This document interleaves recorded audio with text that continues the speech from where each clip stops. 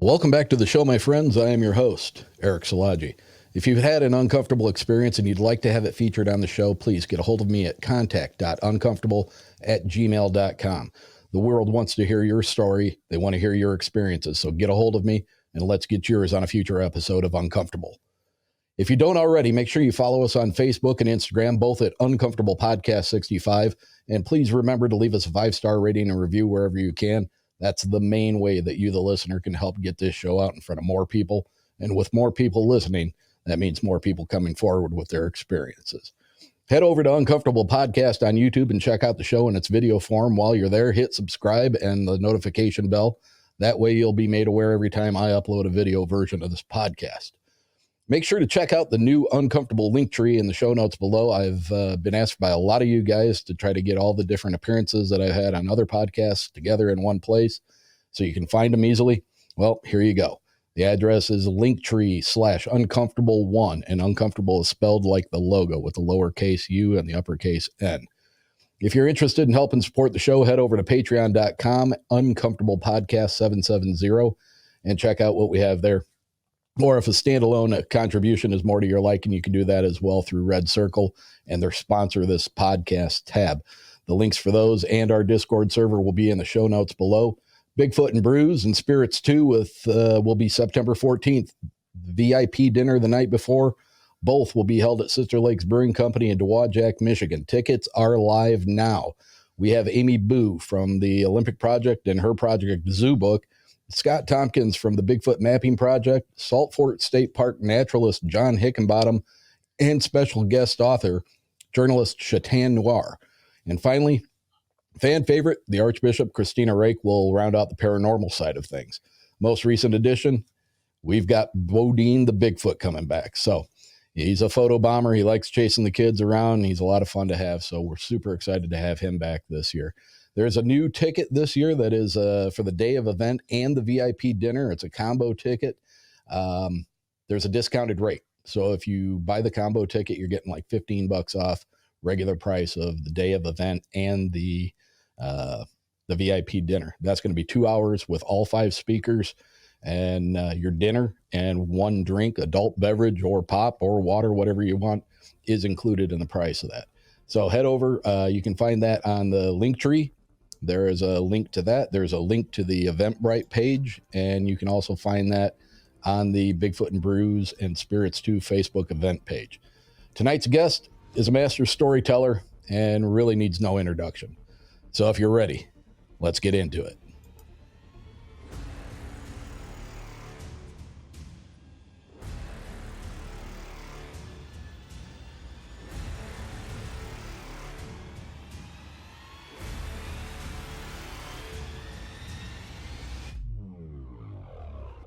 If you will, please give a warm, uncomfortable welcome to James Williams, Mr. Dark Waters himself. James, welcome to Uncomfortable.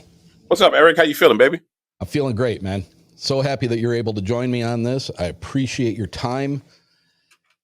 Dogman, dude, I've had so many people ask me to get some legit Dogman stuff on here, and you're the Dogman man. So, absolutely. Unfortunately, I am branded as a Dogman man. Well, if anybody pays any attention to your channel or your content, they will know that you are not limited to just that, but you have made a name for yourself in that arena, and like it or not, it follows you. So that sounds a little ominous. But it does follow you. So to pacify my audience and myself, honestly, because I've had a couple of people who have kind of touched on the idea that they may have had a Dogman experience, and I've really been left wanting. I had one gentleman on who was from the North American Dogman Project, and I'll be honest with you, I had some really good reviews of that show, and it just left me flat. I got nothing out of it. So I need you to wow me Well, I mean, we'll go there. We'll go there. So thank you for allowing me to come on and hang out with you and your audience. And I appreciate you choosing me to talk about Dogman. I guess let's start with some of the credentials as it pertains to Dogman. So when the Dogman topic unfolded maybe 9 years ago, there were only four people who were really covering the subject from a what I would call a YouTuber standpoint or a it's kind of like promoting standpoint. There was Linda Godfrey, who unfortunately passed away. There Yeah. is Vic Cundiff, who's still alive and has Dogman Encounters, who's still doing what he does. There was Brenton Salwin, and then there was me. So I was the last one to come along. Excuse me. And so since that time period where that topic was relatively unknown, I mean, it really was relatively unknown at that time.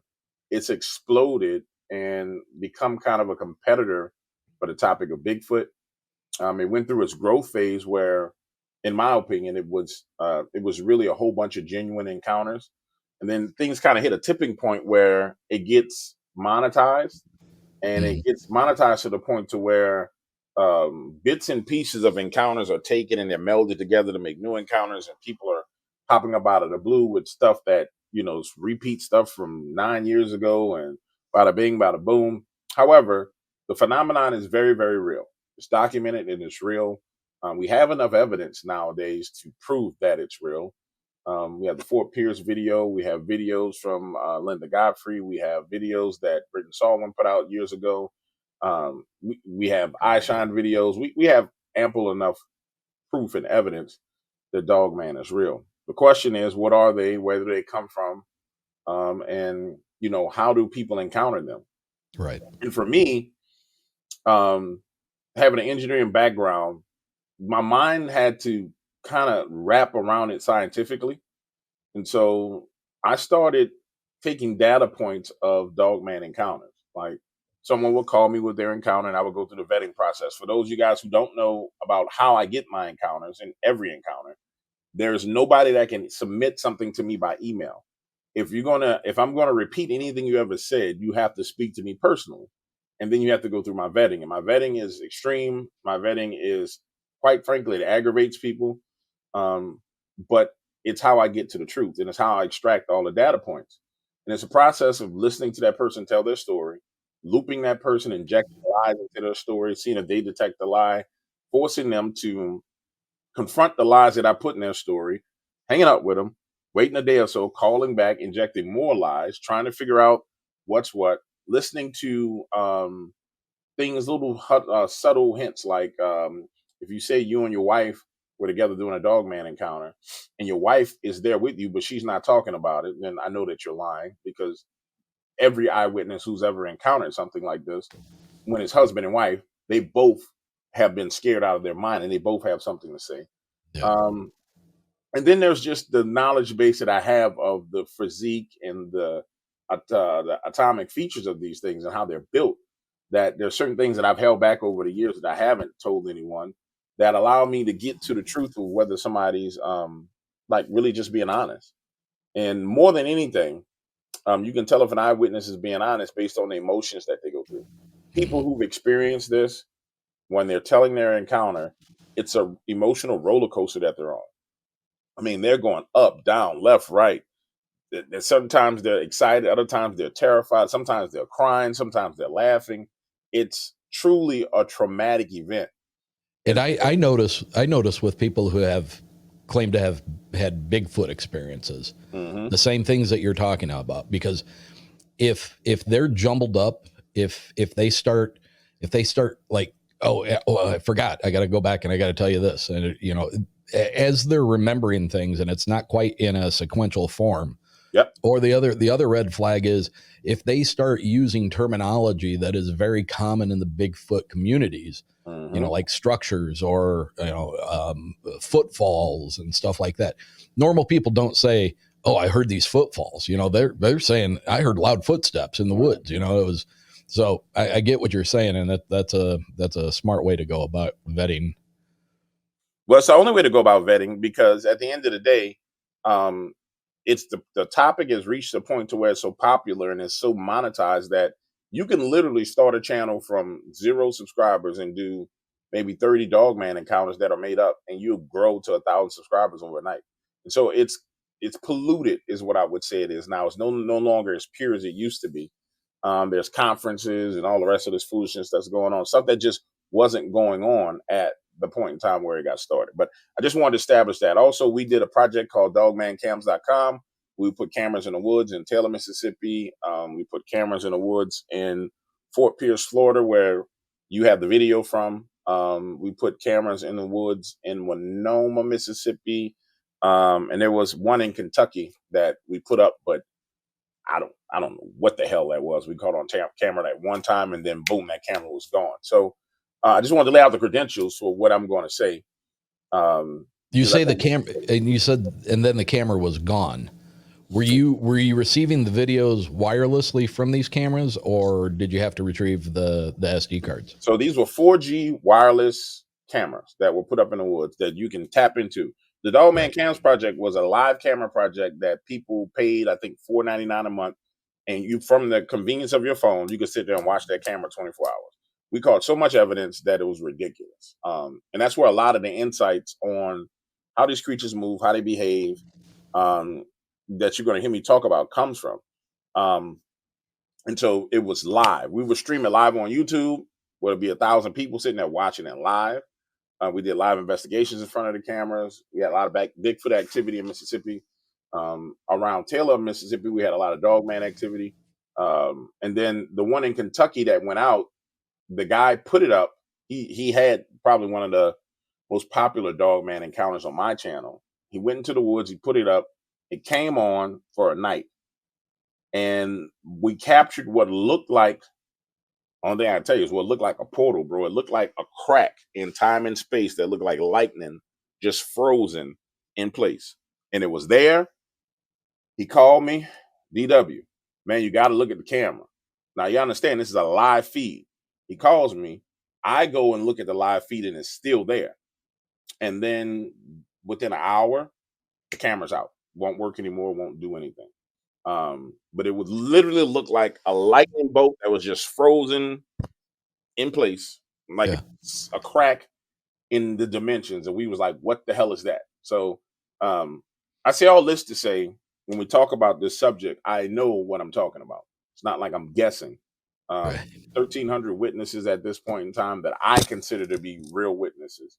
I've talked to probably 2,200 so far. The rest of those that I don't believe are telling the truth, I don't talk about them bad. I just gently excuse them and move them out of the way. And the data points are phenomenal when you really start looking at it. All right, so I just wanted to lay a foundation. So where do you want to start? Where do you want to know? Well, first of all, I mean, it strikes me interesting that with the Dogman cam, have you ever collected in one place the video evidence that you captured on those cameras and released those, or was that just to paid members, No, that or was released. All that stuff was released live, bro. It was, I was it? mean, like literally, the way it worked was the whole purpose of that camera project was to fund researchers in the field. So the concept behind the camera project was this: the cryptid community has ample field researchers who go out into the field, right? Mhm. Problem that the average field researcher has is that they have a job and they don't have the extra money to pay for gas and all the rest of this. Right. So the They're concept was weekend warriors. the weekend warriors. So the concept was to expand out the camera network that would allow for different regional investigators to go out and investigate while they were live on camera, but be compensated. So 85% of the money that was going through that project was going out to the researchers. It wasn't coming into me or my partners. Yeah. The problem is what we discovered quickly is that in the field of cryptids, if it's not certain people's idea, they have a problem with it. And we also discovered that there's this anti-monetization thing in this field where, and I call it a religious aspect in the field of cryptids. It's like you can't make money off these things. So what they wanted was given to them as like researchers. The audience loved it. I mean, they absolutely loved it. The researchers and the other creators didn't support it, and so quickly it went on about its business. I think it was up maybe 8 months in running, and then spectacular fall because I shut it down because like I'm not dealing with this foolishness anymore. So the researchers that were benefiting from the funding that was coming through. They were happy. It's the ones who were outside looking in that were attacking Oh, the project. okay. I got you. They considered it to be grifting, to be scamming, to be hoaxing. Because here's the thing: when you put something together that's live camera feeds, right? That's 24 hours that you, Eric, can tap into on your phone Yeah. at 4 o'clock in the morning. Not that I can't. I mean, anybody who paid could tap into that feed, right? The concept was, oh, it was a hoax. Well, bro, everybody and their mama was tapping into the feed. That was the reason why I've designed the project the way I did, was to prevent someone from saying it's hoaxing.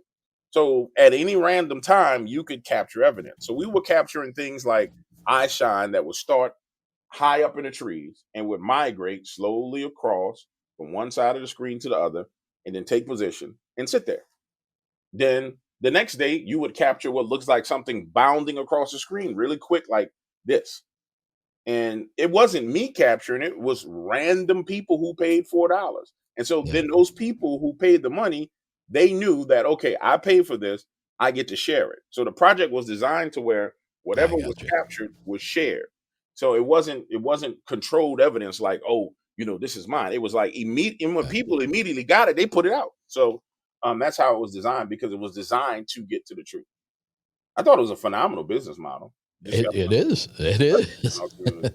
it's a phenomenal business model. And it was, if it would have been supported the way it should have been, you would have had cameras in every location, the LBL, everywhere that people thinks there's cryptid activity, you would have had it there. And every researcher that called that their research area would have been able to go research religiously, because it doesn't take, with 1,000 people at $2.99, $4.99, bro. It don't take a whole bunch of money to go out into the woods.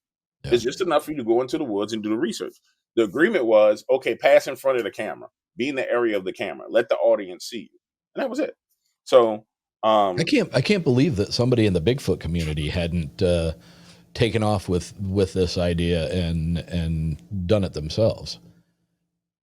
I can believe it. I can absolutely believe it. Because here's what I've learned being in this field. And I know we're supposed to be talking about, ladies and gentlemen, Dogman, ladies and gentlemen, but this is one of the fundamental problems with the field of research. There's field research, and there's a philosophy behind field research. It makes no sense. It doesn't add up. 1 + 1 doesn't equal 2. It's, I want to go find Bigfoot, but there's this excuse that's there that there's no money there. And so as long as that excuse is there, the being unsuccessful as a researcher, you don't have to produce any results.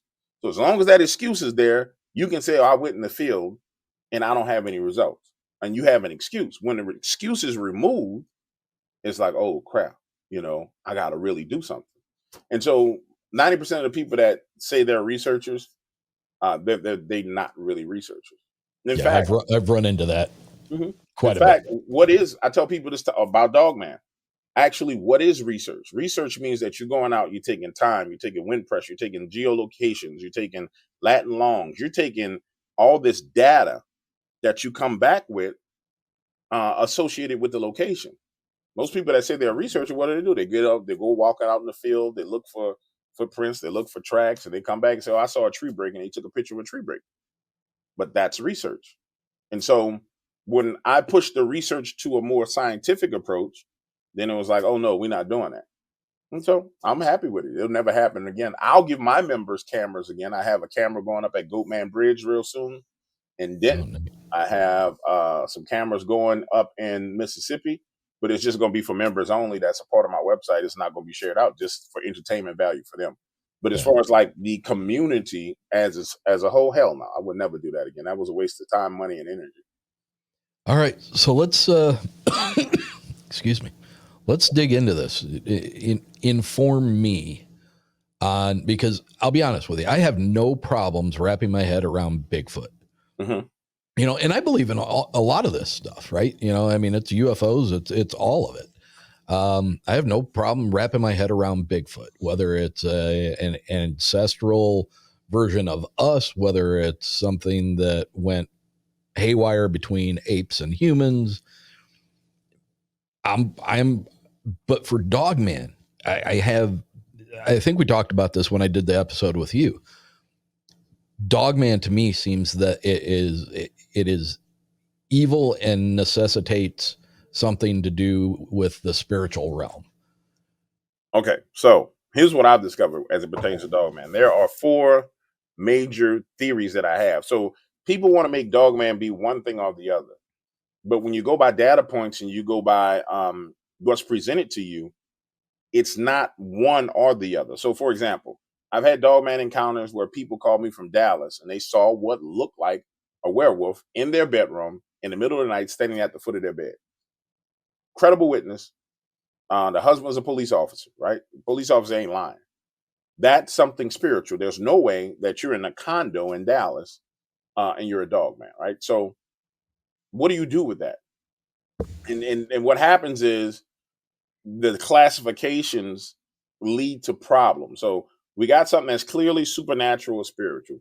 We have something that's clearly physical, which the video I showed you or I sent you will show that that's clearly physical. It's massive and it runs by a pole and it's like 12 feet tall. That's clearly Right. physical. We have photographs, which are clearly physical evidence from that same location, right? Then we have what I will call interdimensional aspects of it, where like literally they disappear in front of people. Like you're here for a second, gone for another second.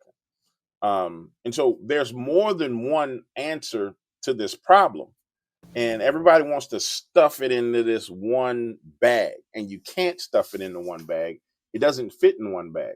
And as you look at the data sets and you look at the encounters geographically, um, based on, for example, give you another thing. For example, the people don't know this. The average person who has a Dogman encounter, they are in a certain state in their life. So it's common that that person's gone through some kind of traumatic divorce. Um, they've coming through with some kind of cancer or sickness or illness. They're returning from a great time of turmoil, like a lot of guys who come back from the military end up Mm-hmm. having encounters with these things. So they're in a certain position in their life where things are out of order when they have these encounters. And so these are the factors that play into, in my opinion, from what I've seen, why people have Dogman encounters. So when you start breaking it down to its core and its essence, you get to the point to where you can understand that there's a demonic manifestation of it. I believe that the demonic manifestation is a part and attuned to people who consume too much of the content, and whatever is attached to them manifests itself like that. What the hell going? Okay, You're talking about it. yeah, whatever manifests itself like that, right? And then the next thing I believe is that there's the physical manifestation, but even within that, there are criteria for that manifestation. So you're not gonna have a Dogman encounter on Bourbon Street in the French Quarters where I'm at, right? Not about to happen. However, if you start getting the right elements together, semi-rural, rural area, farmland, flowing water, um, enough game in the area, then you increase the chances of having that encounter. Then you combine the traumatic elements of that person's spiritual kind of state with that environment. Now you start having encounters. So it's kind of like having a key to pick a lock. Once you understand what's going on. And I've gotten to the point now where I can tell you. Somebody said, "Oh, I had a Dogman encounter." I'd be like, "Okay, well, where was it? Where do you live? What's this? What's this? What was going?" And I don't even want to hear about the Dogman. I ask, "Okay, what was going on in your personal life? How's the relationship with you and your wife? How's the relationship with you and your son? How was your relationship with you and your parents?" Boom, boom, boom, boom. Because I'm picking through trying to figure out what makes sense why they had that encounter. Right. Um, let's talk about the concepts of where they come from. Right? Mm-hmm. Everybody is on this Nephilim thing.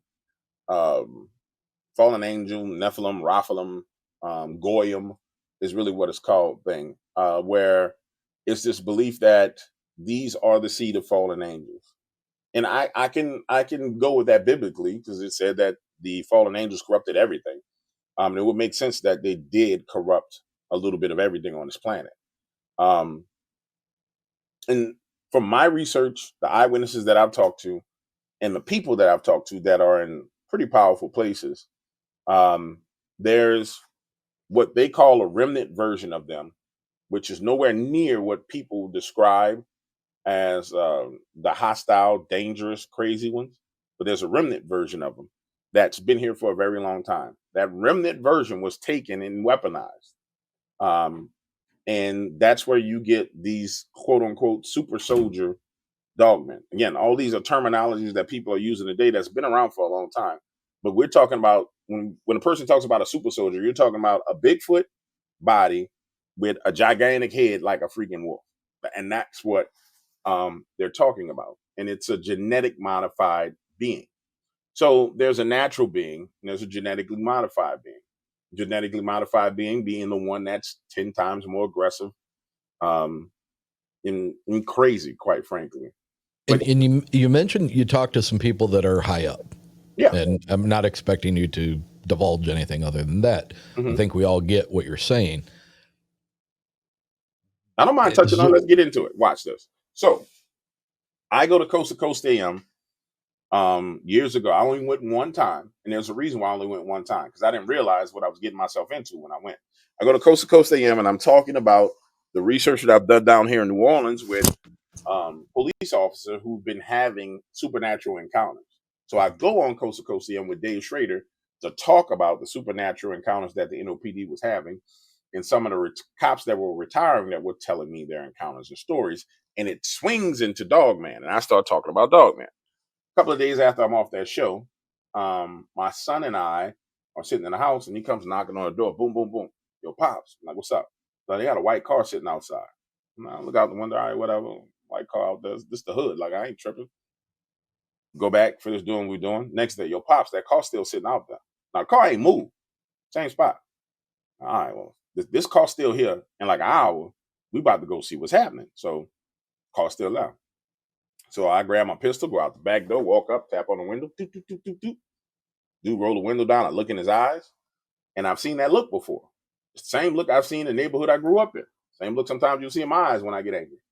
And he says, "Hey, Mr. William." I said, "Oh, hell no."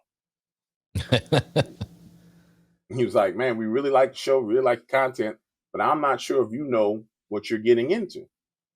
I said, "Well, you can tell me what I'm getting into." I said, "But I'm going to need you to do something for me."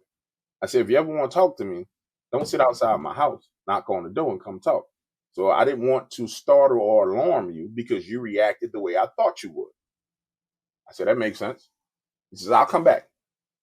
Leaves, calls me. 00000 number. "Hey, Mr. Williams, what's up, man?" I already know who it is. "Well, I wanted to talk to you about some things." So he just lays it out. "This is what it is. This is where it came from. Why are you telling me this?" He said, "Because we know your background. You used to work for the United States Space and Strategic Defense Command. You are an electrical engineer. You were recruited by the government.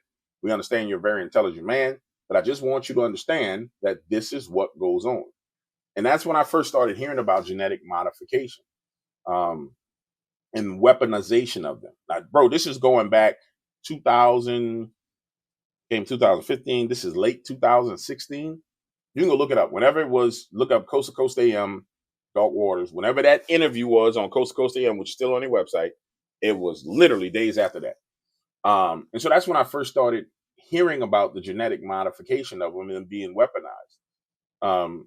And it was just laid out just as plain as fact. Like, no, they've been here for a long time, and they won't be going anywhere either. So, I mean, that's what it is as it pertains to Dogman.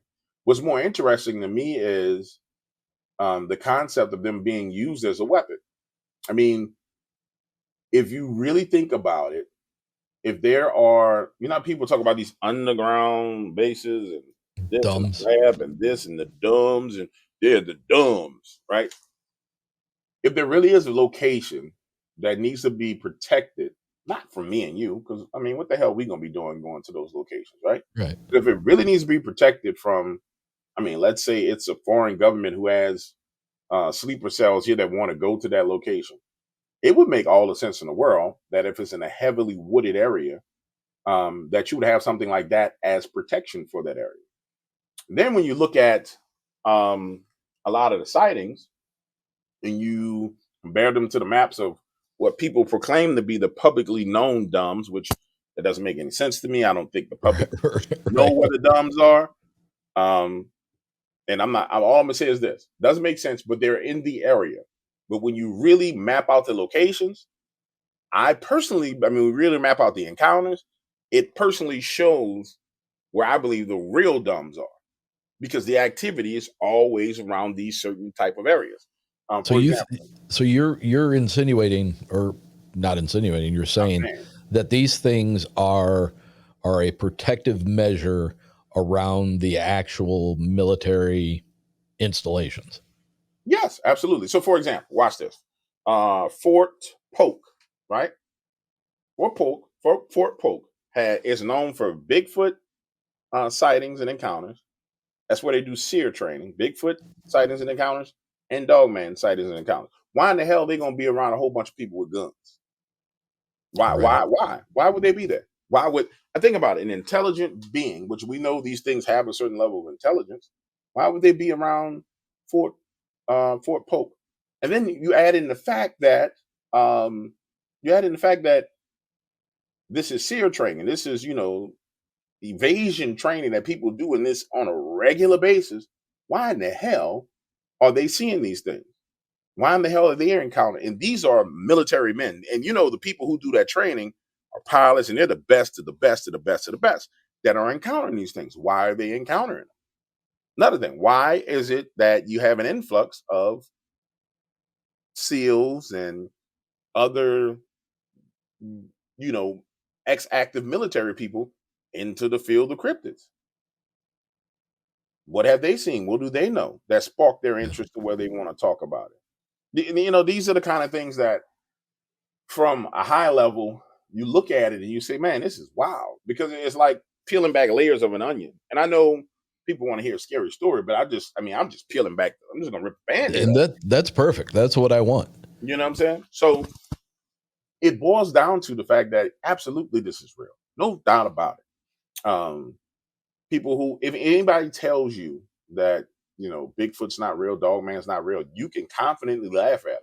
And I've gotten to the point now where I tell people, and nobody takes me up on a challenge. People be like, "Oh, I don't believe anything you say." I say, "Here's the coordinates. Bring your ass there. Go, go." And there's been some people who, like, one or two people that took me up on it that didn't like it, and it didn't go the way they wanted to. The people who don't take me up on it are the ones who real public. They're like, "Oh, you a liar." The people who email me in private, "Hey man, I really want to go find Dog."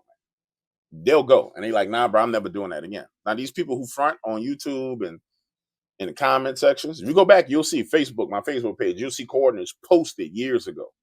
I mean, those coordinates are still good. I mean, just straight up, I just post them. Here, go here, go here. Here's a cemetery where you can go in Alabama. Here's a spot where you can go in Mississippi, right behind Sardi's Lake, which is where some of the worst dogman encounters happen. And so, as far as I'm concerned, it's 100% real. It shouldn't be messed with. It shouldn't be hunted under any circumstance. And more importantly, if a person professes that they're a dogman researcher or a Bigfoot researcher, and they've been going out into the field for 10, 15, 20 years, and they don't have a body of proof, a body of evidence, like visual evidence, video evidence, photographic evidence, then, bro, I don't know what to tell you, because we threw cameras up and we started capturing evidence immediately. It wasn't like it was hard to do. It wasn't hard to do at all. It's funny you say that, because like within the limited investigations I've done into paranormal stuff, Hmm. going to graveyards and being in haunted houses and stuff like that. I haven't done much of it, but what I have done, That's all. the what I've gotten came very easy. Hmm. So, I've had people tell me, "Well, it's because you're more open to it and you're sensitive." And I don't, I don't know. Yeah, maybe, but I, I don't. It's not something I practice. It's not something I'm looking to hone. It's not something that I'm looking to try to make myself better at.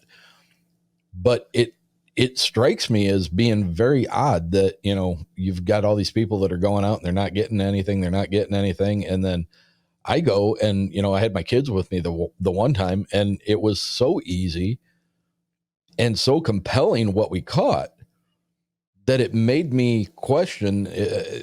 I'm not going to do this with my kids anymore. I literally put them in a position that I should not have done. Right. Because I had no idea it was going to be that easy to walk into and get something. Well, bro, I mean, that's the mystery to me of the field. I mean, it really is. I've met people who say, I've been researching this for 20, 30 years. Um, and I've interviewed people who I know have had encounters because of the things that they say are 100% true, but they don't have photographic evidence, but they have a justification. They say, "Oh, I respect these things in a manner in which I don't take photographs." But when they tell you the information, that information lines up perfectly. So you're like, "Okay, you saw something, right?" Right. And then there's people who profess to be researchers, and to be clear, because people would be like, "Oh, Dark Water's talking about you." I ain't pointing out nobody in particular. If I was gonna say your name, I'll say your name. I ain't scared of none of you. I ain't worrying about none of you. Y'all know this about me. The point I'm making is there's people who've been in the field long enough to where they should have produced evidence, and they haven't produced evidence. And it's not necessarily it's a difference in tactics. Um, it's a difference in tactics. I mean, some people want to walk around the woods with a camera. They like being outdoors, and that's research for them. My standpoint is, To be fair, that's exploration. yeah, it's exploration, and that's the perfect word for it. It's exploration. My thing is hone down the data points, find a place where there's been 10 to 15 sightings, pinpoint them in a 2-3 mile radius, and go drop something dead smack in the middle of there. Make sure it's the right season, the right time, extract all that data, and drop a camera pinpoint in the middle of that location, and let's see what happens. And it produces results, and it will produce results over and over and over again, because just like anything else on this planet, anything else in life, the data doesn't lie. Like, just numbers don't lie, man. I mean, they never have, they never will. How Um, is that different? Because I mean, you've been around this stuff for way longer than most, and mhm. I've only been covering this type of stuff for a few years, but I've been in it most of my life. How do you explain capturing evidence on trail cams of these things when that same effort being put forth in searching for Bigfoot yields literally no result? Because and then you get, well, they know the cameras are there, and or they smell the plastic, or they can hear the internal components when it's taking a picture, or they're sensitive to infrared light. They see it trigger when a deer walks in front of it, and they recognize not to go in front of it. So I mean, I understand all that, but is the Dogman that different of a beast that it just doesn't give a shit? no, I don't think that's necessarily it. Again, it goes back to the data set. So, okay, for example, let's take a place like Land Between the Lakes, right? Mhm. LBL is a place where people are tranching and walking around through the woods all the time, right? I'm going to the LBL to find the LBL dog man, right? And they all run around in the woods. They run around 2s and 3s and 4s and 5s at a time. My success has not been going to those places. My success has been purely data driven. So it's this group, for example, there's a family in North Carolina. That family has had encounters for damn near 48 years, maybe 49 years now, seasonal encounters. And that surrounding area has had seasonal encounters where these things come through, act a damn fool, and then go on about their business. So for me, that is a point where I will go put a camera. And it's a place where they have cameras, but and I can talk to them, but that's where you go put a camera. Everybody, mom and I walk around in the woods. They're not running around leaving the trash, they're not littering. That is an exclusive location. So when I put the camera there, boom, them things ain't seeing trail cameras. They ain't seeing this is pow, that's the spot. And so they are curious about it. But you take a public place like LBL, and I'm just using that for an example. Right. Everybody and their mom is an investigator. Everybody's walking around. Everybody's going to the little bunker structures where they got the concrete and all the rest of this. And it's weekly, week in, week out. Bro, you're not really capturing nothing. I mean, you're not going to capture anything. So it's really based on the approach that the person is taking. And so you have the approach of going to an area that's well known and well marketed, this is where the marketing in the field comes in at. If there's an area that's well known, well marketed, everybody knows about it, there's stories surrounding it, you don't have to be successful at capturing anything. People just want to see you go to the area, right? You can just walk around the area and everybody gonna watch it because Right. the area is well known. And so there's really no incentive to find anything because you're gonna get the attention because of the location. Am I making sense to you? Absolutely. I, 100%. that's not how I go about it. My thing is no, let's go get the evidence. And you're not gonna find that. You're gonna find this evidence in places. For example, Connor, the guy who we put the camera at his property where we caught the lightning bolt. Connor was a guy who his dog Jackson was killed maybe 2 years ago. But Connor and his dog Jackson had some of the most horrific dogman encounters there are. It started off with him getting up in the middle of the night and hearing something outside banging on one of his vans because he would trade cars. There's something, and he had imagine having a front yard full of vehicles because he would trade and buy and sell vehicles. That's how he hustled his money. Here's something beating on the side of his van, goes to his front door, looks out the curtain, and shines a light with his shotgun. And he sees this little bitty Dogman pup stand up and is standing there. It looks real cute. He's like, yo, this thing is cute, man. It don't look bad. Shines the light further back, and he sees two big, gigantic eyes shining in the background. He's like, oh, okay, that's a problem. I'm going to leave that alone. You add the rest of his encounters where they were coming up to his window, looking at him at night because he's out in the middle of nowhere. They don't put curtains up. I told him he should put curtains up, but he still probably don't have curtains up. Looking through his windows, getting caught on the bicycles outside his windows, tripping up, yipping, falling, all kinds of crazy stuff. That accelerates to the point to where his house gets scanned with a green laser. Now all this on my channel is public. Sitting in there watching, he's sitting on his tablet on Facebook Marketplace, trying to find some cars to buy and sell because he need to make some money. See a freaking green light come through the house like a laser comes through, scan his house, scan back. 2 days later, this man going out, he hears people outside his house, goes out his back door, and there's a tactical team outside his back door. Full tack team, full tack gear, full everything. He had a Saiga 12 shotgun pointing to one of the guys' backs. And I don't know what that is that popped up. He got a Saiga 12 shotgun pointed at one of the guys' backs. And the guy doesn't even acknowledge him. Don't even look at him. I said, well, kind of what the guy looked like. He's like, man, this dude was big. He was massive. He was massive. And I said, was he worried about it? He said, man, he didn't care that I was there. He said, it wasn't until I looked to my right and saw that there were 4 more of them that I was like, all right, I'm going to let this go. He gets up, goes the next morning, goes to the sheriff's office, goes to all these people trying to find out what's going on his property, why there was a team on his property. Nobody has an operation going in the area. Nobody has anything going on whatsoever in his area. That man was plagued back and forth by those creatures for years. They would be there, and he would always use his dog Jackson to detect them. Like he would get up in the morning, let the dog out. If the dog peed right by the back steps, he wouldn't go outside because he knew that they were out there. The dog ran off into the woods. It was all good. And so these are the type of locations where we're talking about putting cameras. That's the location where we caught. This is why I believe that there is a portal, that they come through portals and they're interdimensional, because I can't find any other justification for what the hell that thing was. And if you want the picture, I'll call him. I'm pretty sure he still has it. I'll call him and try and get some of the photos from him. I'd love to see him. I can't figure out any other justification for what it was. We shared it back then. Some people say, oh, it's the light from the camera, but you got to understand, his house is here, right? The woods that he put the camera in is way back here by my plaque, way over there. So ain't no light source out there in the middle of the night in the dark. There's nothing there for him to shine a light. You know what I'm saying? And these are IR cameras. So there's no light source in the woods back out there. And so when I start talking about my theories of Dogman, they're supported by the research. In fact, they're so supported by the research that I'm not even sure what else there is to research as it pertains to the topic. I'm just not sure what else there is to look into as it pertains to the topic at this point in time, because there's a physical manifestation of them that you can smell, you can see, you can shoot, you can run over it with a car. There's clearly some evidence that they come through portals, no doubt about it, hands down, point blank.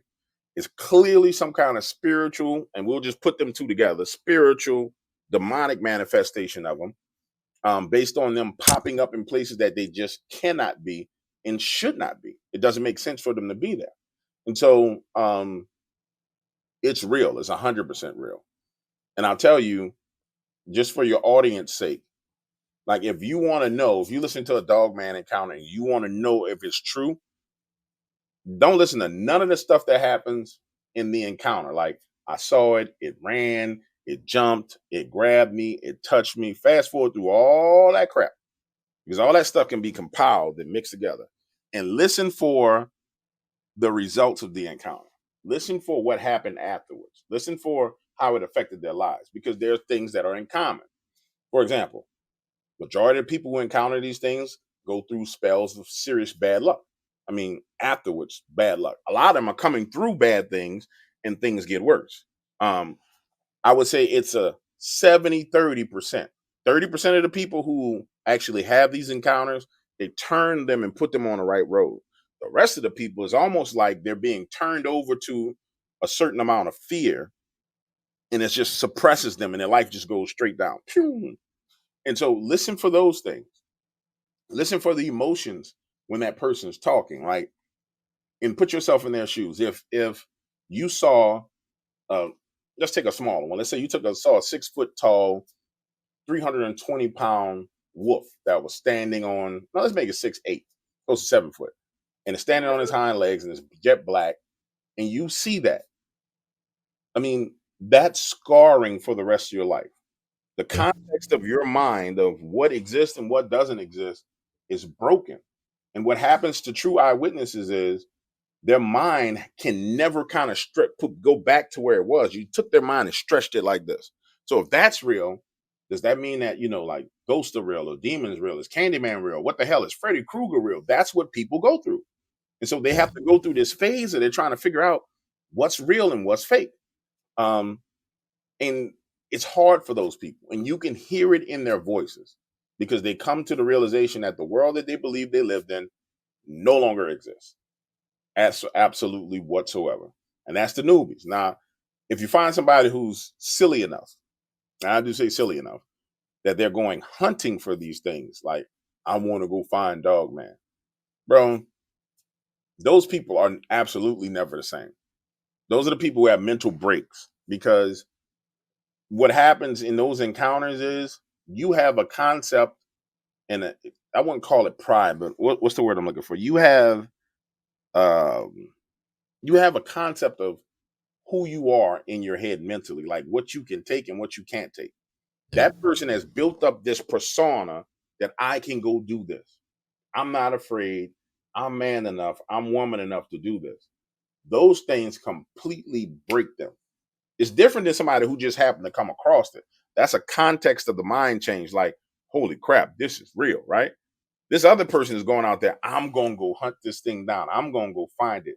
They going out into the woods after an alpha predator as if they're an alpha. And it makes a point of showing them you ain't nothing. You ain't alpha. You ain't even a beta. You're nothing. And those people come back broken, bro. I mean, they come back sometimes physically broken, other times emotionally broken. So throughout your conversations with the higher ups, people who know within your data sets that you track, have you come up with a theory on if these things are in fact entering our realm of perception through portals and they're interdimensional? How in the world have our government, our military, been able to strike a deal with them as far as to militarize them, to weaponize them? Why would they? Because everything that I've ever heard of any Dogman encounter that I've ever heard, these are extremely aggressive, and they hate us more than Bigfoot hate us. That's not in every case, but go ahead. But how are we? Have you come up with an idea of how are we manipulating them into doing our bidding, and what's the exchange there? What are they gaining from it? I don't think there's any exchange. Here's my thought process on how that happened. I think back in the day, our government captured something. That same something, they took it and they genetically modified and they worked on it until they had their own version of it. I think whatever comes through those portals is whatever the hell it is, and it's not beholden to anybody. It's think about it. I mean, if you could pop up anytime you want, anywhere in the woods, who the hell gonna track you? Who gonna get you? I think whatever's coming through those portals is not beholden to anyone. I think that's why I say there's different roads that lead to it. I don't think they're beholden to anyone. I think the ones that our government has captured for sure are beheld to them because they genetically modified them. These other ones, bro, they just do what they do. That's just like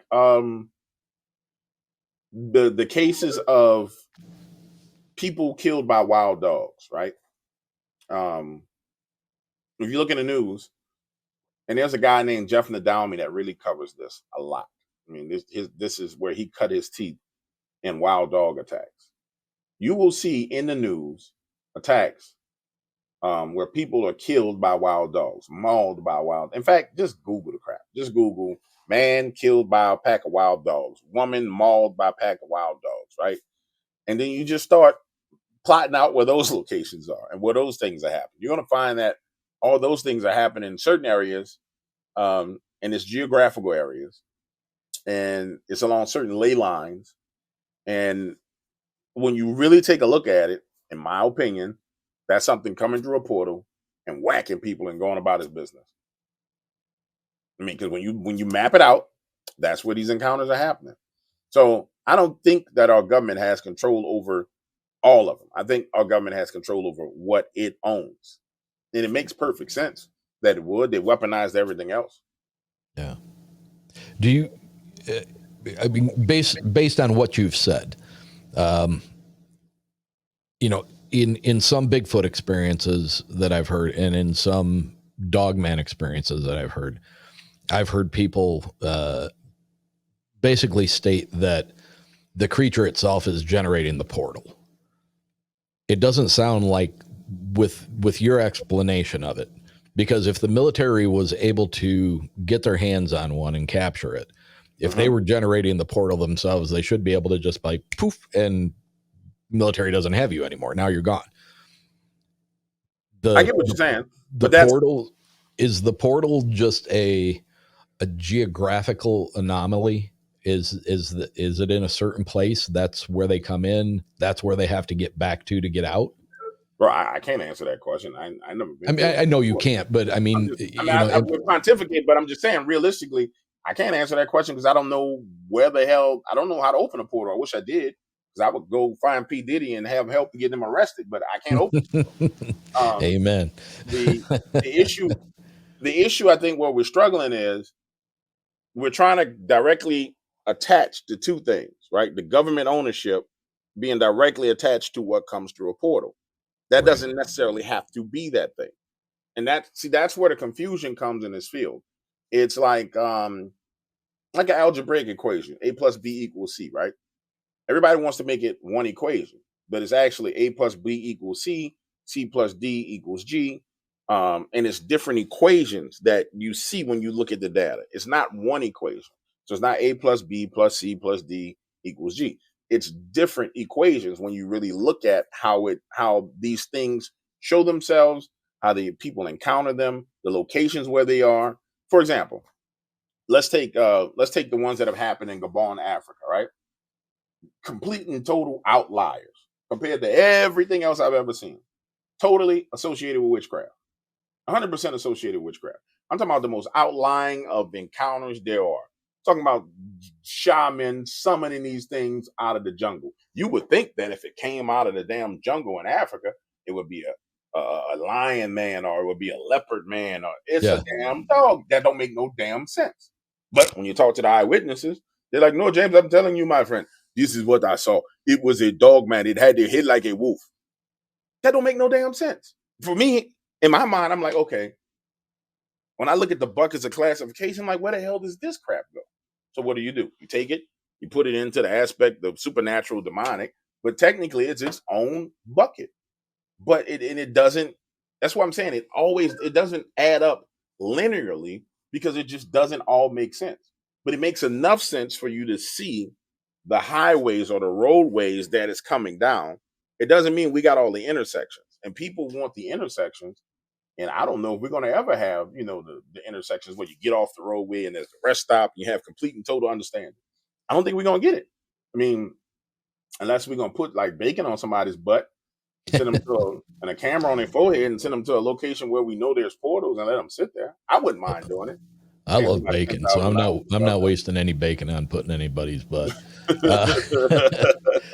Do you think there's any correlation between or association between the Dogman that what we've been talking about up until this point and the historical references to dog-headed men that some of early explorers have run into and recorded in their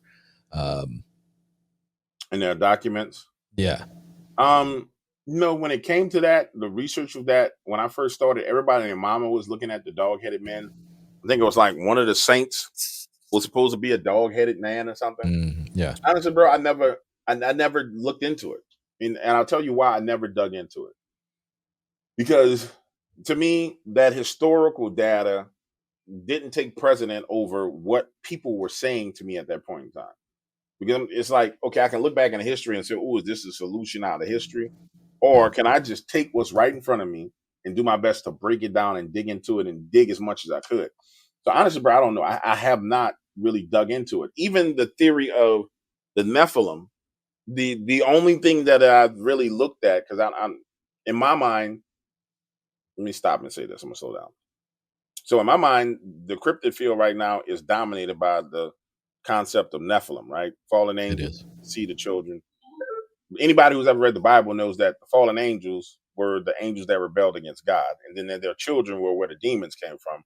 So basically, everybody and their mama is pushing out and promoting demons and fallen angels. I ain't really with that. I'm not about that life. Oh yeah, let's talk about the Nephilim. Okay, let's talk about the fallen angels that rebelled against God. Yeah, let's make them popular. I'm not really into that. Right. Only thing I did was shine the light on them. Shine the light on them. Yeah, let's shine the light on them. Let's make them popular, make them public. I'm not with all that foolishness, but you never really see me talking about it. I will reference it to say, okay, it makes sense that when you start talking about genetically modified beings, creatures, whether it be alligator man, which is called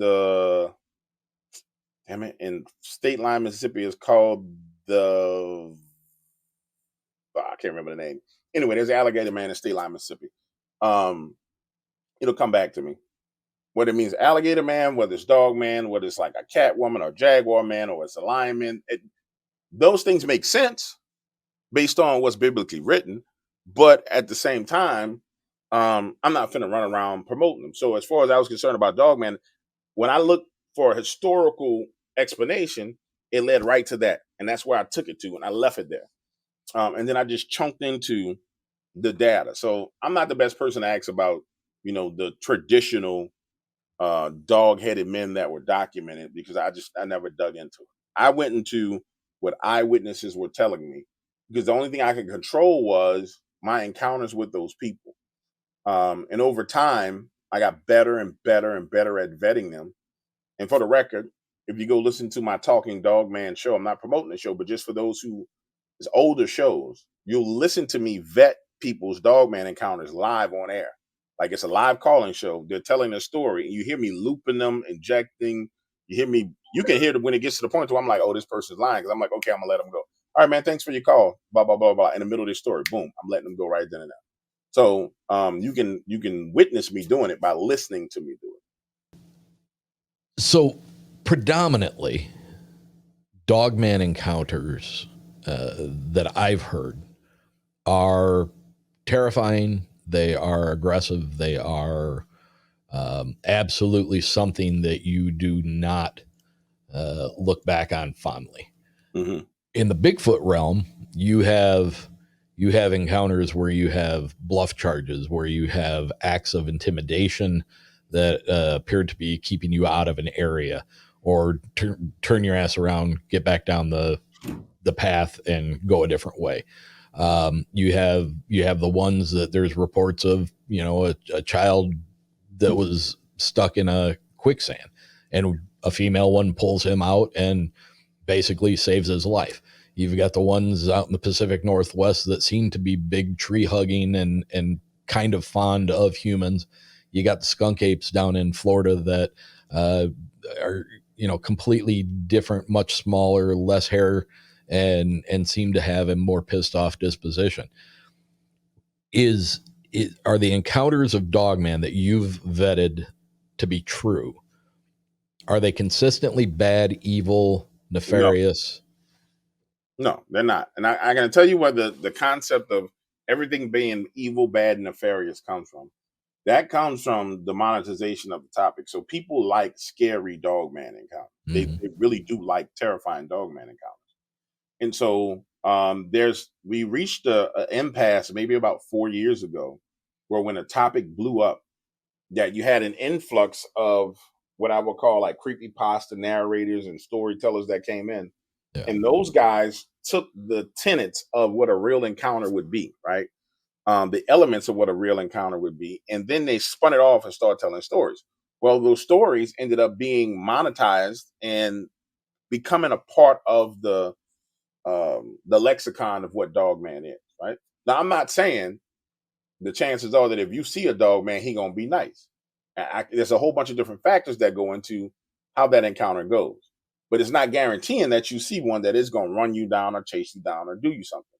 Um, it's factors that are involved in it, and if you understand the factors that are involved, then you can really figure out whether the person is telling you the truth or not. But no, in no way, shape, or form is each and every encounter evil. Now, for me personally, there was a time period when I first started, everything I got was like, man, this thing terrified, it scared the hell out of me. It did this, it did that, it did this, it did that. And as I vetted more and more and more and more and more, and especially when I started doing like marketing to areas where they were known to have encounters, like along the Appalachian Trail, like putting little newspaper ads in. Have you seen anything weird or scary in your area? Give me a call. Blah blah blah blah blah. And you start getting phone calls from pinpoint targeted areas, which that's documented. I've done that as well. Um, then you start getting other stories, like stories of them, like grandmothers praying against people who had preyed on their children, pedophiles, and something coming out of the woods that looked like a dog man and taking that pedophile and doing bad things to them, right? You start getting stories that are not necessarily, and I guess the way to explain it is this: we have a funnel, right? So YouTube and the existing stories are funnels, right? So this is the funnel. Everything comes through this funnel, but in the process of coming through that funnel, all those people have heard, seen, or watched some videos about Dogman, Bigfoot, or something. So what comes into that funnel ain't necessarily pure. And so you're going to find that it's diluted and there's all this other stuff mixed in it. Well, when you start to create pure funnels, like I started doing, now they're like this. And it's coming through and it's pure, baby. It's like 100% octane gas because those people don't know nothing about Dogman being popular on YouTube. They just little dude in a little hillbilly town that Yeah. had some stuff in his backyard. And he's like, what the hell is this thing in my backyard? I saw something strange, Mr. Williams, and it was blah, blah, blah, blah, blah. They don't even know that there's a whole marketplace for these stories. They don't know that there's a whole market where they're traded. You know what I'm Yeah. saying? And so Yeah. it really boils down to what the source is. And that's why when someone comes to me and they say, "Oh, they send me an email from YouTube. I wanna tell you my Dogman account." They send me an email. My reply is, "I don't take encounters by email." That's too easy for you to make up a whole bunch of stuff, right? Sure. Then when I do decide I'm gonna take a phone call and I do start talking to them and they start using terminology like you said, I'm like, "Hey, bro, I gotta call you back. I got stuff I gotta do," Yeah. because Red flags. it's red flags. So you're looking for the purest funnel you can find. You want uncut, pure, the best. And that's why my stories always stick out because I'm actually searching for it. Everybody's accepting what just comes to them. I'm actively searching for the best. And I've done that for years. And that's how I was able to extract all that information. Does that make sense what I'm saying to you? Absolutely. 100% it does. Throughout your career doing what you do, which Mhm. make sure before we end this that you let everybody know where to find you if they haven't already heard you.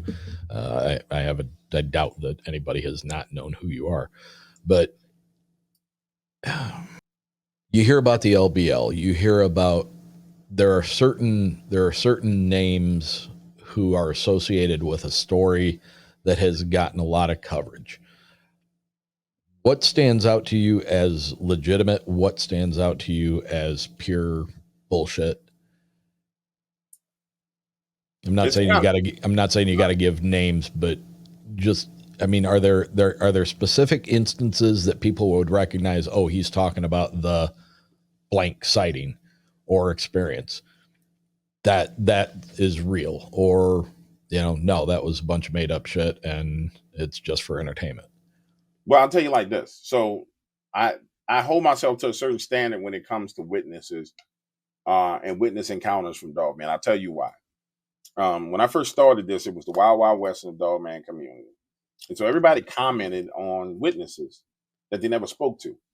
So it would be somebody listened to a Dogman encounter by Vic Cunda, and then everybody had an opinion on it. No, Vic was the only person that talked to the dude, right? Like he's the Right. legit the only person that talked. Or I talked to a person and I put out a story, and everybody was, "Oh, this is fake," but you never talked to the person.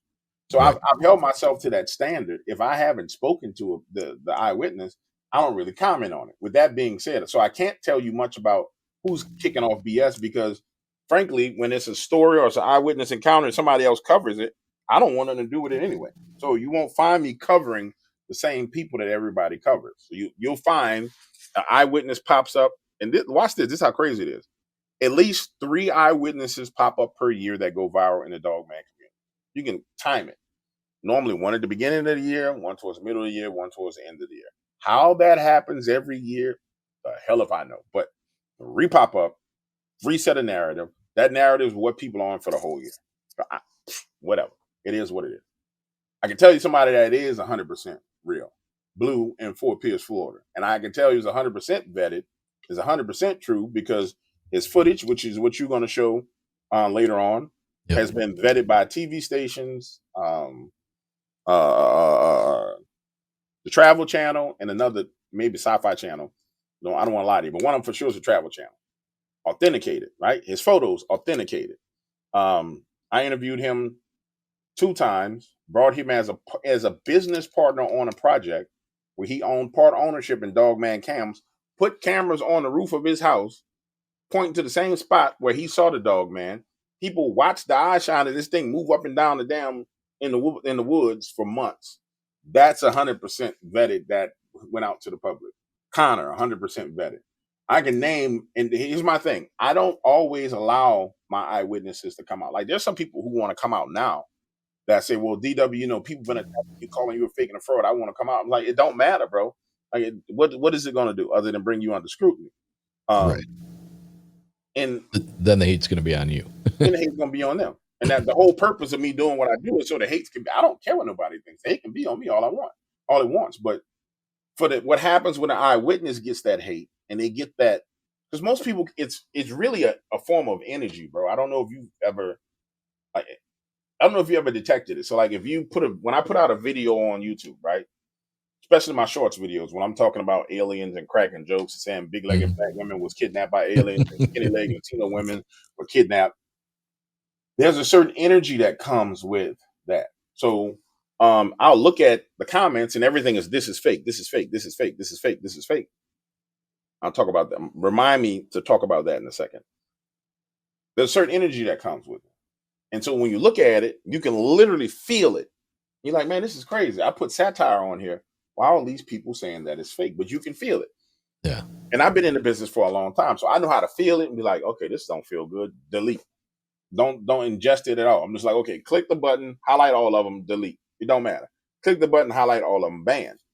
But for an eyewitness who's been in this bubble and then they have this encounter and then they're seeking help for the encounter, they go through this roller coaster ride. It's like you come out, you got all these people who give you this attention. Oh, you're the greatest, you're the best. You boom, boom, boom, boom, boom. We love you, we love you, we love you. Then here it comes. Oh, that's fake, that's fraud. And they crash. Yeah. And I tell all my witnesses, I'm like, look, if you want to put out some stuff, you want to come out, you're gonna be popular for exactly 30 days. Huh? What you mean? I said you're gonna be popular for 30 days. After 30 days, everybody's moved on to the next best thing. Which that's something I don't understand either. Like in this field, in fact, name a field of study where you discover something, right? Significant. You get some significant discovery. And then after 30 days, nobody really gives a damn about it. Nobody looks into it again. Nobody researches again. Nobody digs deeper into it. I mean, think about it. If that's how we treated real discoveries, we wouldn't be flying around in airplanes, right? Right. Yeah. This is the only field where you don't have enough. You can never have enough. So, in my opinion, like you'll see the footage. Like when you see Dogman run across the screen and it's got the huge ridge on his back, you can see the nose, you can see the hawk legs. In my opinion, what else do we need to find? You see, that's what everybody been talking about right there. But people want more. Now, I want to address this one more thing. I want people to see this. There is something that goes on.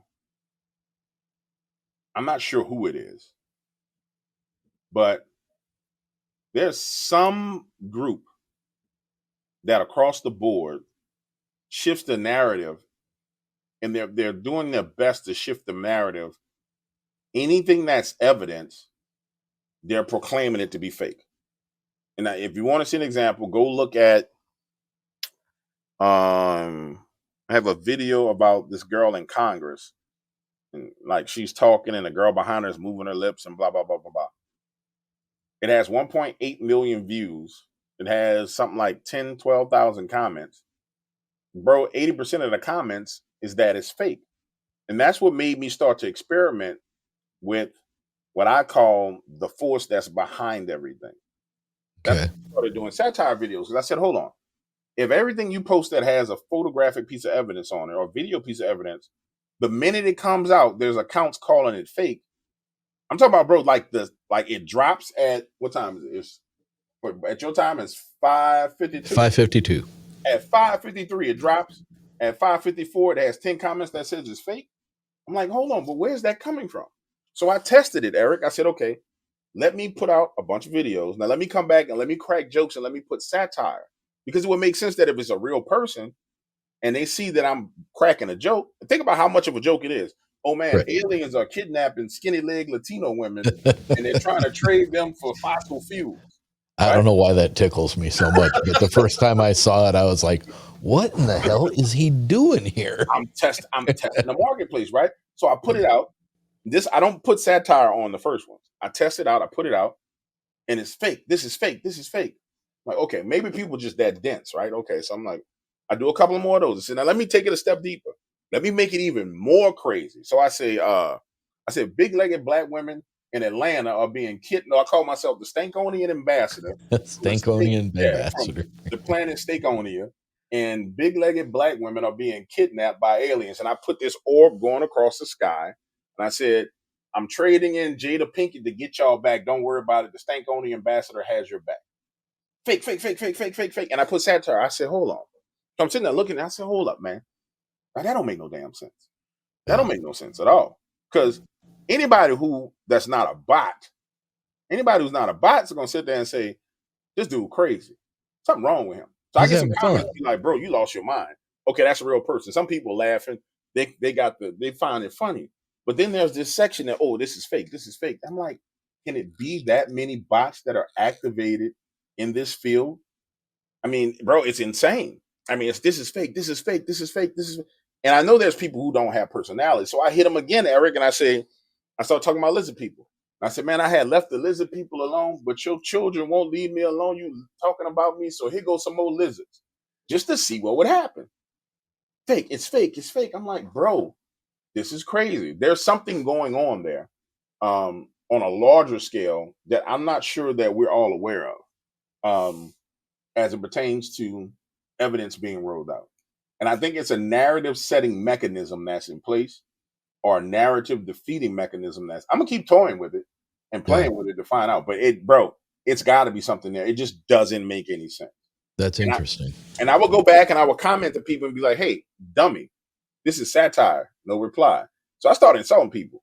Your mama See, fake. now that you say that, I I was looking at those comments. Mm-hmm. I think it was on the one where you were going to trade Jada Pinkett to get their return, Right. and I was watching those comments, and I saw you post Mm-hmm. that it was a joke, that it Mm-hmm. was, and there was no response to it. Yep. Yep. That, bro, I'm telling you. That's what I'm more intrigued by right now, because I'm sitting here saying, hold on, man. This don't make no damn sense.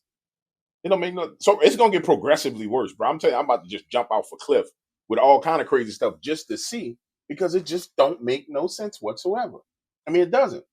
I know that we as human beings have senses of humor, right? Like, Yeah. you can catch satire. You know what I'm saying? And if it gets to the point to where it's utterly ridiculous and you still calling it fake, then bro, you that's a pre-programmed bot that's saying it.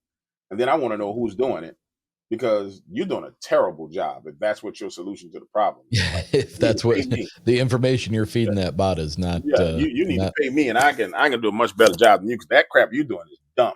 But it's exploitable, so I'm gonna exploit it while it's there. Um, that's what happens when you pick on an engineer. They figure out stuff and exploit it. I'm gonna exploit the hell out of it. Give me as many comments calling me fake as you want. I'll take them all. You know what I'm saying? I'll take them all. James, have you had a Dogman experience? Oh yeah, yeah, yeah. I was stupid enough to go to Taylor, Mississippi. I was stupid, bro. Like, when I first started in this, everybody was talking about Dogman. I'm one of the guys that didn't believe. Mm. I'm like, straight up, I ain't believe no damn Dogman. And I ended up going to Taylor, Mississippi with a guy named Skip. Those of you who don't know anything about me, I'm electrical engineer by trade, worked for Department of Defense, worked for Ericsson. When I was in New Orleans, I worked for, when I was working in New Orleans, I worked for Energy, um, the power company. And so Energy has crews that's all throughout the woods. Transmission line design engineer is what I did. And so when I wanted to find out what was going on in the woods, I mean, bro, there's guys who are that's distribution line design engineers, the distribution linemen. I could just find out by picking up the phone. So I started calling people. I was like, look, bro, it's my understanding they got this werewolf thing in Taylor. I talked to my partner Dave Dunbar. I was like, Dave, can you hook me up with somebody up there? He's like, nah, I got a partner up there named Skip. Man, I make the stupidest mistake on a planet, and I go up there. And looking back on it, like, I wouldn't say I wouldn't do it again, but what I would say is this: um, I'll never not believe that something exists again. I guess that's the best way to put it. Like, I went there fully saying, man, this crap don't exist. This is some BS. Even though the man told me what he went through, that he was trapped in a bucket truck with them throwing rocks at him, and he was scared out of his mind, and that's how he first saw Dogman. I don't know, but I just couldn't wrap my mind around it. So anyway, we go out there. He takes me to the location where he had his sighting, where he was up in his freaking bucket truck, and we're just out on the side of the road talking. And he was like, "Well, we're gonna be here when the sun goes down." So we're standing out there on the road. Sun started going down, and I should have knew it was some BS coming, because these crows just flew up and they just started squawking. And I never had a good relationship with crows, but they just like looking at me. Wah, wah, wah, wah, wah. I'm like, what the hell wrong with y'all? And bro, I would say probably about 3.5, 4.5 minutes after they started doing that stupid squawking and going crazy. And then, like, it's kind of like as the sun hit behind the trees, bro, it sounded like freaking NFL linebackers running through the woods, bro. Like Refrigerator Perry, like Ray Lewis was tackling trees. I mean, bro, it's coming. I mean, like crack, boom, crack, boom, crack, crack, crack. And again, bro, I'm from New Orleans, dog. I'm not really like an outdoors dude. You know what I'm saying? I ain't running around in the Yeah. woods like that. You know what I'm saying? So to me, it's like it could be anything. But nonetheless, we end up going back to the truck, and he gets in the truck and gets ready to go. I don't know why my screen did that. He gets in the truck, and I end up putting my body halfway in the truck where my leg is just up, but I'm not all the way in. And bro, he gets scared and he pulls off and he leaves me. And I don't know if you know how they have the little footrest on the outside of the truck. You got the door open, you Yeah. got the footrest. Well, this will be the door, this will be the footrest. I just got my leg up on there. The door's laying against my hip, and I'm looking around, and he just pew gone. I mean, took off, bro. Leave me standing there in the middle of the freaking road. And my man, let me tell you something. I had a lot of supernatural encounters where you get or it's demonic stuff coming for you. I mean, I'm talking about real deal supernatural stuff. Yeah. I'm talking about the stuff that they should make movies about. So I've had my hair stand up. I've had those emotions and those feelings go run through your body, bro. To this day, I've never felt nothing like that. That level of fear of the presence that was there, and then to see this I mean, just a massive black mass move from left to right, bro. That level of fear I've never felt. I'm talking about I almost peed myself standing in the middle of the road. And the only thing I could think to do was like try to defend myself. You know what I'm saying? Try to square my feet up, try to bring my hands up. But bro, it was that was probably the most intense moment that I've ever felt in my life. And that's me knowing that they're there. Not necessarily seeing them come out and go, "Rrr." I mean, there's no doubt that they were there. Yeah. Make a long story short, he finally realizes that he left me. And I hear him slamming on the brakes. I'm talking about, and then you hear his engine accelerating, him coming back. And when he comes to get me, he's got the hood of the car pointed at me, like he's about to hit me. And I had to step out of the way. He comes to a slide and stop, and I just jump in the bed of the truck, and we pull off. And him and I got into it over that, bro, because I was pissed because I was like, bro, you left me. He's like, dude, I Yeah. didn't leave you. And like he's crying. We talking about a grown ass man, like crying. I wouldn't have never left you. I didn't leave you. I thought you was in a truck. You know, like he was terrified out of his mind. Um, Now here's the crazy thing. 2 days later, there were 3 more sightings right there in the exact same spot where I was. 3 sightings. So I don't know. I will never ever go looking for Dogman again. It doesn't make any sense. Even with the camera projects, I'm not going to the woods looking for him. Like Goatman Bridge, I'm paying somebody to go put that camera out there. I'm not messing around at all. Because once you understand the risk that you take, it's really a coin toss when you go to these locations. I mean, it truly is. Unless you know as an individual um where you are like mentally, emotionally, and spiritually in that moment where you have that encounter, unless all that stuff is in sync where you completely and totally protected, Yeah. bro, you begging for a disaster. And it don't make no sense to do it. Because at the end of the day, here's the craziest thing. Because at the end of the day, when you come back and you tell somebody your encounter, they're gonna say you're lying. So you went out there and you pissed your pants, you pooped yourself, and then you're gonna have massive amount of people saying that you lied to them. So it don't make no sense. Yeah. I mean, in totality, that's what I've learned from it, bro. Um, and that's what I share with eyewitnesses. I said, bro, listen to me. You want to go see it? I mean, not eyewitnesses, people who want to go see. You want to go see it? Let me tell you what the process you're gonna go through. You're gonna go there. Either you're gonna see nothing, or you're gonna go there and you're gonna see something. Your life is gonna be forever changed. The people that you expect to embrace you because of what you saw are going to reject you. So now you're traumatized and you're rejected all at the same time. And you have no support. Yeah. And so it doesn't make any freaking sense. And bro, that's just the real lowdown on Dogman. Like people can sit here and tell you 1,000 scary stories. Oh, you know, it jumped on the roof and it ripped the window off and it did this and it blah blah blah. Yeah, they do some terrible, terrible things, but I believe they do them for a reason. And I believe the majority of the terrible things that are done to terrible people. For example, So you think this is kind of like a revenger? it's something. Think about it, bro. You were telling me a story about somebody who just recently was in a truck and it Yeah. chased him down in the truck. I don't know the Yeah. story, but here's what I know about Dogman encounters. You ain't just riding along and it decides it's gonna chase you down. And that ain't how it works. There's plenty of people who have flat tires on the side of the road encounters Dogman. Um, People who kicked their kids and pretty much got their butt whooped for kicking a little mini baby dog man, thinking it was a regular dog. Yeah, they got dealt with. You know what I'm saying? They got mollywopped for that. But there's something about you that provoked that encounter. It just does not, it's just not, oh, I was there and it was pissed off. It's something about the individual. And it's always something about the individual. Nobody wants to talk about that because then it opens the door to, okay, what type of individuals are having these encounters? It's just like the missing 411. Nobody wants to talk about background of the people who went missing. Right. Because as long as it's on the surface, Eric, It's easy to be marketed. Nobody got you don't have to do no heavier lifting. It's easy research. Bro, if you running into them things and they chasing you down trying to put hands on you, bro, you did something. I don't know who you did it to. I don't That's know where you interesting. did it. That's interesting because there's a lot of context to people of German descent in the missing 411. Mhm. And, I mean, I'm not saying anything. I'm just saying. Just, bro, it makes all the sense in the world, bro. And that's the thing that kills me. And I'm gonna be frank with you, but that's the thing that kills me altogether when I talk about the field. And I'm actually search engine optimizing away from the topics of cryptids because that's what kills me about the field. Like, see, I mean, you can have this conversation. I can dissect these things. I'll go a little bit deeper. Think about it like this. We know that genetically, our blood is our father's blood, right? So Yep. your blood is your father's blood, grandfather's blood, great grandfather's blood, right? What if these things can actually sense and smell what's in that blood? What if your family has come across them in the past?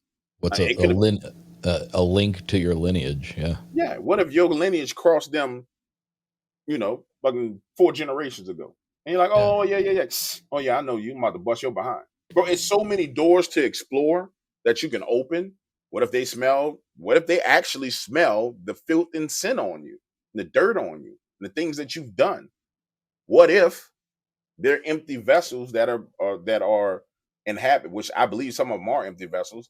What if they're empty vessels that have been inhabited by demons, and demons need bodies, and demons love to steal, kill, and destroy? And guess what? They can only touch you if you are in the wrong spiritual state. And okay, so I'm a demon. I got a werewolf body. Oh, you've been messing with little children? You've been touching on little boys? Oh, I'm gonna rip your head off. We're gonna make you Yeah. disappear. It's so many doors you can go down with this. Nobody goes down the doors though. Nobody opens the doors and goes to the basement with the flashlight. Let's see what's going on with it. And that's the thing that disappoints me about it, bro.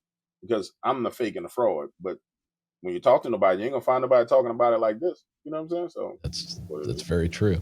it Between your personal experience that you just described to me, how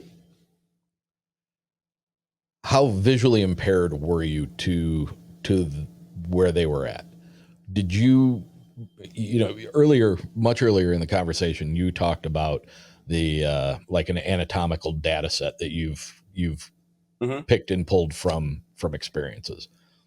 My encounter ain't got nothing to do with that data set. That got to do with the people who shared with me the videos I've seen, the pictures I've seen, and the But description. did they line up? Oh, Did what? they line up? Did you see them well enough to know that they were Dogman versus Bigfoot? I saw something well enough to know that it was something there. Not to say there was I can tell you, it wasn't no Bigfoot because the area's not known for Bigfoot. It's known for Okay. Dogman. It was the exact same spot where they're known to come at the exact same time they're known to come. What I saw was what looked like a giant mass with sharp ears that moved from behind one tree to the next, and Okay. that was it. And So thank God that's all I saw. there was some indication that Oh it. yeah, absolutely. There was an Yeah. indication that it was a Dogman. Um, So now that data set that you've pulled, can you give us an anatomical description that is common to most Dogman encounters? I can do you one better. There's a whole breakdown of it called Dogman 101, and it goes down. It's a full breakdown of the types, the ones that look like foxes, the one that looks like German shepherds, the ones that look like black timberwolves, the ones that look like genetically modified soldiers. I mean, it's a whole breakdown. All this is the craziest thing. All that data is out there. Dogman 101, Dogman 102, 103, and 104. 104 is when it gets to the spiritual aspects of it. I mean, all my data is out there. That's why I've been saying, bro, it's like I don't know what else to cover on the subject. Yeah. The location maps are out there. My sighting map is out there.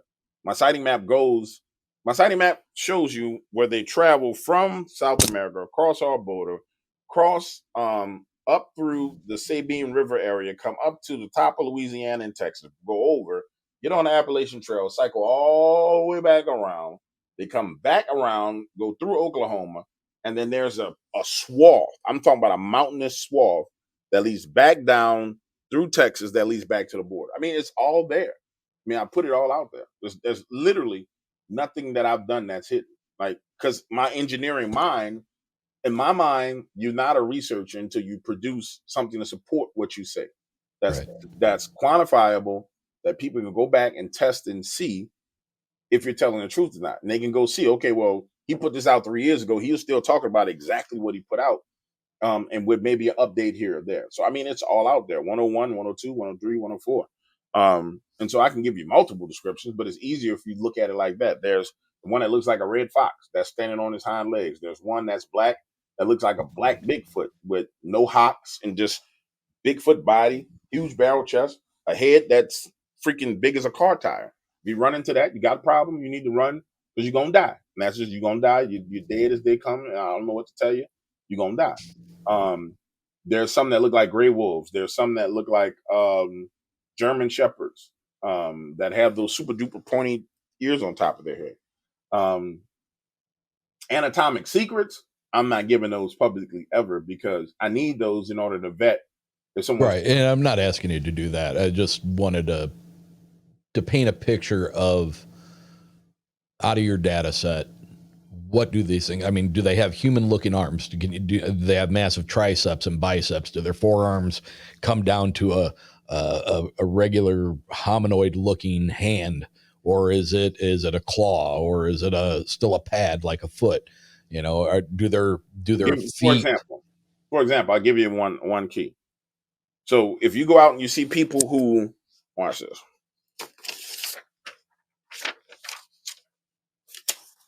All right, so people go out and they be like they found a paw print like a Dogman print, right?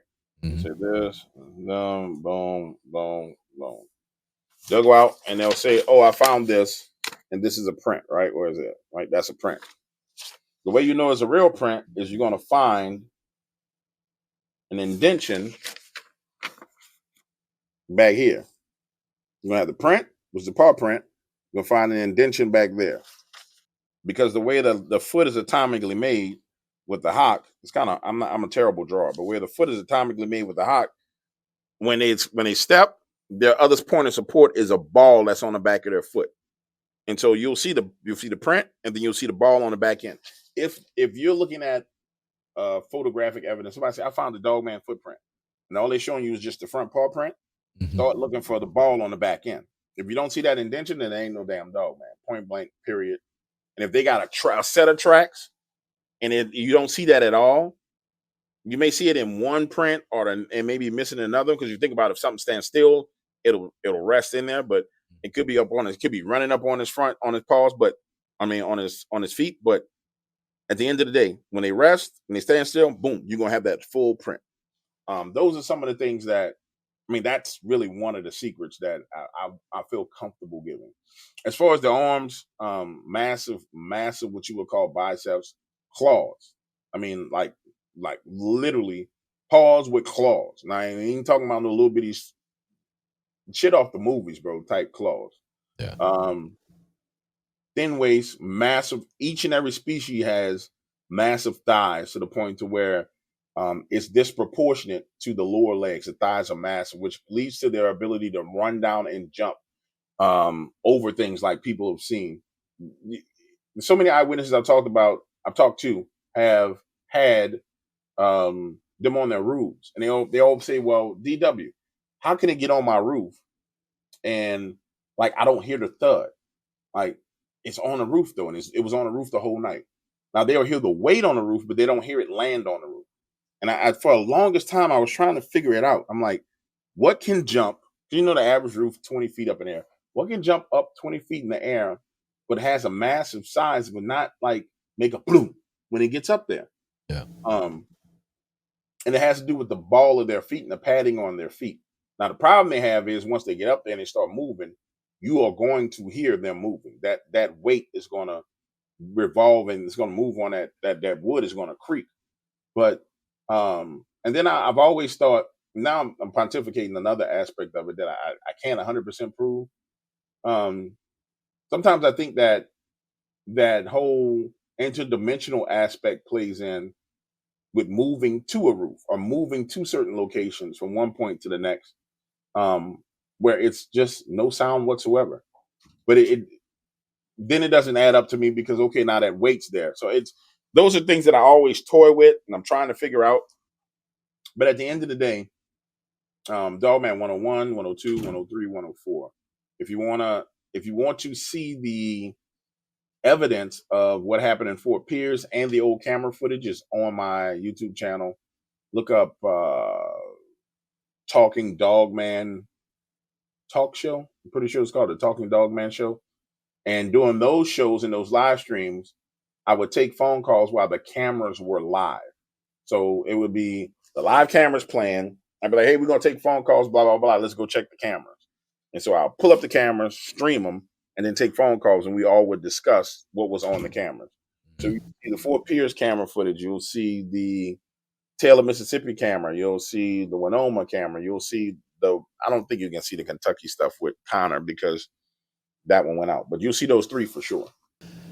All right. Ladies and gentlemen, stick with us. After we say our good nights, I am going to add the video in that DW here has gracefully shared with me. Is there anything you want to say about this video before we play it? No, I mean, check it out. I mean, it's blue. Stands on its own. Yeah, it speaks for itself. It's in the first couple of seconds. You'll see this thing run across.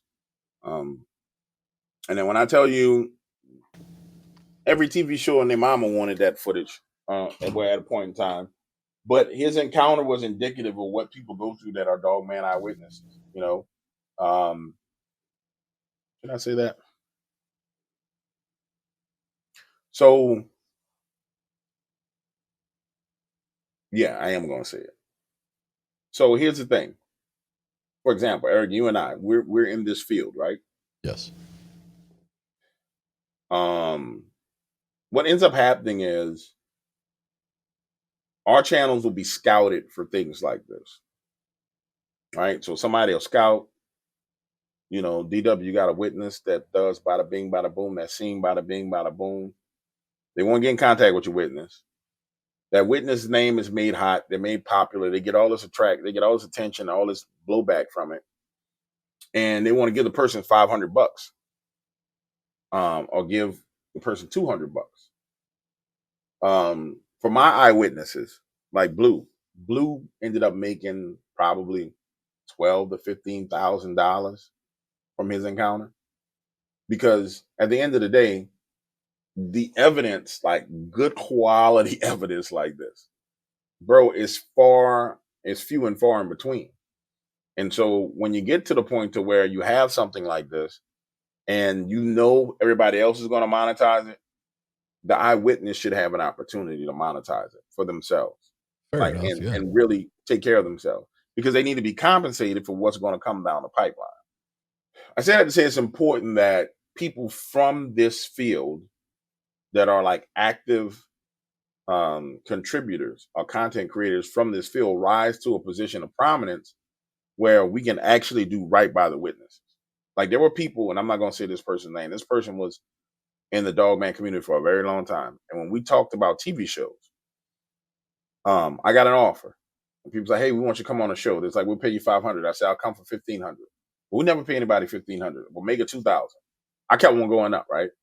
And they're like, "Man, well, how did you? Why would you negotiate like that?" I said, "Because I have the credibility that they need." And so what ends up happening is, because it's a TV show, because it's this is a travel channel, because it's this, they lowball everybody that's actually has a credibility. But they get your credibility for, pennies on a dollar, and then they monetize and they make all the money on the planet. And we have to get to the point to where, and I don't see it happening. That's why I'm shifting away from the topics altogether. If people would come together, then the people who create content in this field would dominate every streaming platform. Because within the genre, we have everybody who has everything they need. You got people who do investigations that are dope. I mean, they got great cameras, they got great production, they got everything. Yeah. But there's this competitive nature to the field that won't allow that to happen. So it's going to continue to be exploited. And people are going to continue to be exploited because those who have the ability to actually create an avenue where eyewitnesses can truly be taken care of, they won't do it because they want to compete with each other. which I mean, it is what it is. You know what I'm saying? Yeah. It is what it is. That's just my thoughts on it, bro. After being in it for 9.5 years, like you get to a point to where you're just like, yo, this is BS. This is BS. This is truth. This is BS. Bada bing, bada boom, bro. You know what I'm saying? And at the end of the day, what does it matter? You've got the people that if your evidence is photographic, if it's too clear, Mm-hmm. they're going to say it's fake. No, it's If AI now. If it's too clear, it's AI. if it's too blurry, they're going to bitch that it's nothing. Mm-hmm. You know, you very rarely can find that pocket of people that you can make happy. Mm-hmm. And, you know, I guess that's kind of where we come into.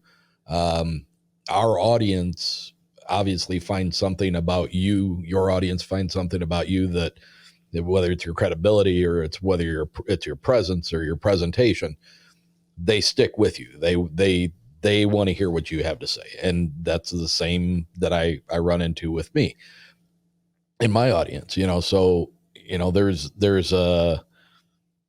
definitely a I don't want to say a pressure, but a responsibility to remain true to yourself and me to myself. And I think we talked about this a little bit the last time we had a conversation. You know, but you're never going to make everybody happy. And if it's too clear, it's fake. If it's too blurry, it's fake. And you just got to find your audience, I guess. So, well, the truth of the matter is there's a pocket of people out there.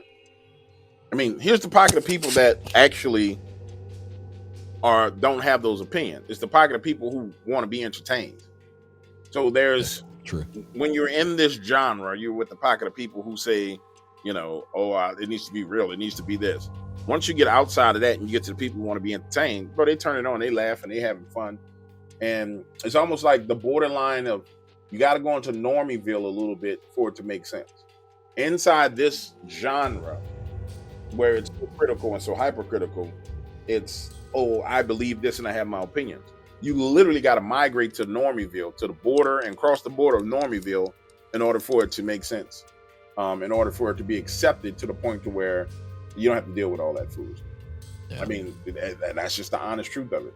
It is an honest truth, and I think I see that in myself because, like, you know, certain TV shows, Ghost Adventures, Ghost Hunters, you know, shows that when they first came out, I was like, couldn't wait till the next episode came out, you know, and now every episode it's a portal to hell, or, you know, it's demonic, or it's this, or it's that. And I'll still watch those shows as whether you want to call it a guilty pleasure or it's a comfortable thing because it's a topic that I'm interested in.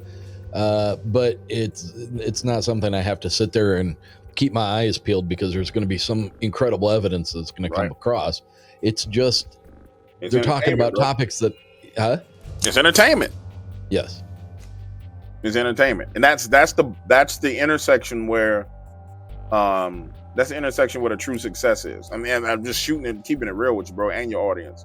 Like, as long as you're in this intersection, it's going to be fake, it's blurry, it's this, it's that, it's this. Once you get out of that, which I've done it multiple times, and I learned this by going viral multiple times. The first time I went viral, 75 million views, and in hell, 90 days. It's like you break through a ceiling, and you get to some fresh air, and you're looking around, and you're saying, okay, all right, these people just want to be entertained. They're not worried about our wrestlers. Then if you're not careful, your algorithm plunges you back down. You're in there, you're like, okay, this is crazy. What's going on? I'm back where I was. And you break through again, and you're like, okay, there's some fresh air out here. And that's the truth of the matter. That's why it's important that it's people from within the field who have the knowledge base that actually break through and make it happen. Because now we bring what's real to those people who are normies. And that's how you really, like, make a difference. If you want to make a difference, I mean, you consider it making a difference. DW, I appreciate your time and I appreciate your friendship. You're a pleasure to talk to. You are a consummate professional. I'm really happy to be able to bring you in front of my audience, and I'm sure they'll appreciate that. I want to thank you for taking the time. It's been a pleasure. Anytime you want me back, bro, we can hang out and chop it up, man. I love talking about it. Hopefully, we touched on the stuff you wanted to touch on. You wanted the real. I had a very loose framework that I wanted to work within, and you delivered. So awesome sauce, my brother. All right, man. Well, I'll catch up with you later. All right. Thank you. All right. Peace out, brother. Good night.